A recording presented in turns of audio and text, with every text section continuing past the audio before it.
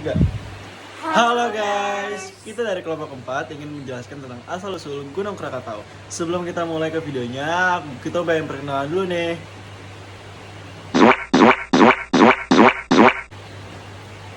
Oke, tanpa banyak basa-basi lagi. Mari kita ke videonya. Dadah.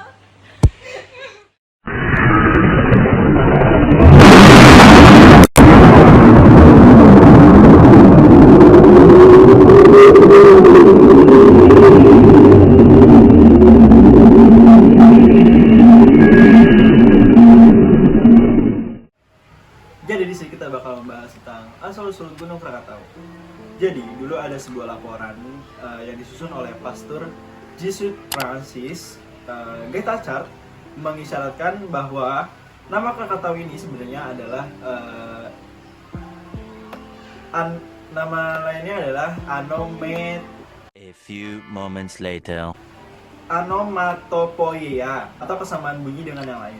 Laporan ini disusun menarik secara linguistik.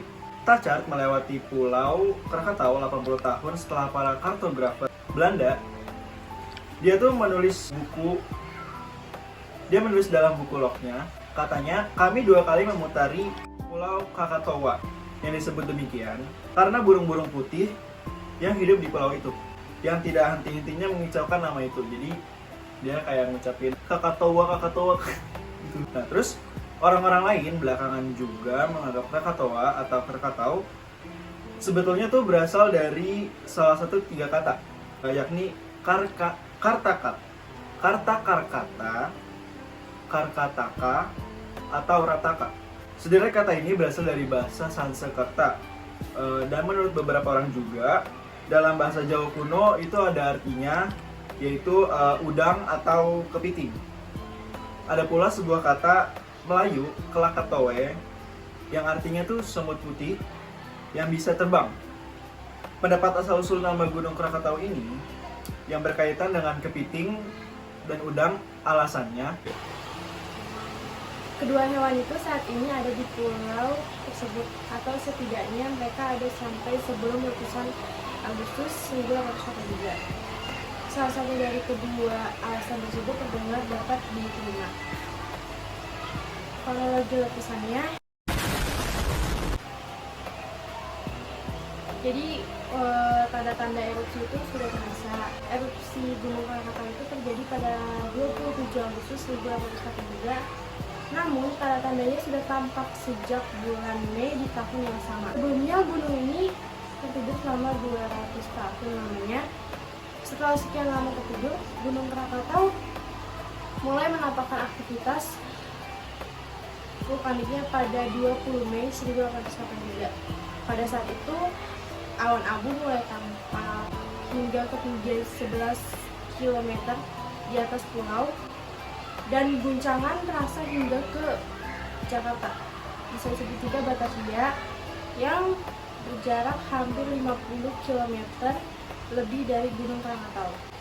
Letusan ini telah memuntahkan seluruh isi perut gunung sehingga mampu memporak-porandakan bahkan melenyapkan kehidupan yang ada di daerah ujung Pulau Jawa dan Sumatera di sebelah sana.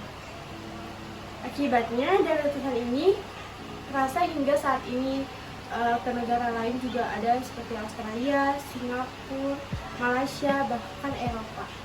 Bunyi ledakan terdengar di seluruh Nusantara, sementara gelombang pasang melanda seluruh pantai utara dan barat Pulau Jawa. Kapal api berau yang sedang berlabuh di Teluk Betung terlempar sejauh 3.300 meter. Korban yang tercatat akibat letusan diperkirakan lebih dari 36.000 jiwa. Korban tersebut dapat dikatakan disebabkan oleh gelombang panas saat setengah dari gunung tersebut runtuh dan tenggelam di dasar laut. Daerah paling selatan Pulau Sumatera adalah daerah yang sangat menderita akibat letusan Krakatau.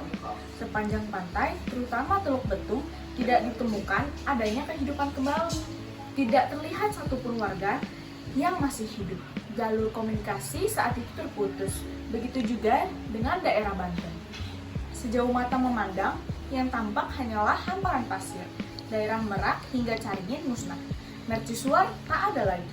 Sehingga tidak ada lagi alat pemandu pelayaran. Mayat berserakan di sepanjang pantai. Tidak ada tenaga untuk memakamkan mereka. Gunung Krakatau mulai meletus pada tanggal 26 Agustus 1883. Pada saat meletus, awan abu membumbung tinggi hingga ketinggian 35 km. Erupsi terparah terjadi keesokan harinya tepat pada tanggal 27 Agustus 1883. Gunung Krakatau meletus sebanyak 4 kali selama 4,5 jam. Letusan tersebut mulai pukul 5:30 pagi. Letusan yang dihasilkan sangat hebat. Saking hebatnya, letusan Gunung Krakatau bahkan terdengar hingga negara lain yaitu Sri Lanka dan Australia. Letusan yang terakhir tercatat menjadi letusan yang terhebat yang terjadi pada pukul 10:02 pagi. Selama 3 hari berturut-turut, Gunung Krakatau menyemburkan apa yang disimpannya selama ini. Abu, batu apung, batu lumpur panas bertebaran bukan hanya di gugusan pulau itu, tetapi juga hingga ujung selatan Pulau Sumatera dan ujung utara dan Pulau Jawa. Di samping itu juga, laut yang diguncangkan oleh ledakan itu selama 3 hari mengakibatkan gelombang pasang tinggi dengan air panasnya yang mematikan makhluk yang ada. Keadaan pelabuhan Tanjung Priuk juga tidak lebih baik dari daerah lain. Seluruh pelabuhan tergenang air sehingga tidak berfungsi lagi. Sebagian ketinggian air telah mencapai 20 meter. Karena itu, semua pegawai menyelamatkan diri dan menjauh dari keadaan yang tidak bersahabat itu. Kampung pasir di Uncum Jawa, Tangerang, bahkan lenyap hingga ketapang di Tanjung Kail. Juga daerah Sembilangan Laut, Cilincing, lenyap di telan ombak. Beberapa pulau di Kepulauan Seribu juga lenyap dari permukaan air laut. Selat Sunda yang biasanya ramai dilayari oleh berbagai kapal, tiba-tiba berubah menjadi petaka bagi kapal-kapal yang sedang berada di perairan itu. Sebagaimana laporan dari para nakoda kapal yang ditunjukkan kepada Gubernur Jenderal menjadi saksi akan kedahsyatan letusan gunung tersebut. Kapal tidak dapat meneruskan perjalanan maupun kembali ke tempat asal. Beberapa kapal terjebak dalam gelombang pasang yang sangat panas, hujan abu, batu apung, bahkan terkena sambaran petir. Mereka dengan sangat amat terpaksa harus melakukan pendaratan secepatnya di pelabuhan-pelabuhan terdekat. Malangnya, pelabuhan tersebut porak-poranda karena letusan hingga dihantam ombak yang sangat besar. Banyaknya debu yang dimuntahkan saat letusan Gunung Krakatau mampu menutupi atmosfer bumi. Hal ini menyebabkan suhu turun hingga 1,2 derajat Celcius. Suhu tersebut bertahan hingga 5 tahun setelah letusan terjadi. Setelah letusan yang hebat tersebut, Gunung Krakatau kembali tenang. Pada tahun 1927, beberapa nelayan menemukan aktivitas vulkanik di bekas letusan Gunung Krakatau. Dalam waktu beberapa minggu, puncak gunung baru terbentuk. Dalam setahun, gunung tersebut memiliki bentuk sebuah pulau kecil yang kemudian dinamai Pulau Anak Krakatau.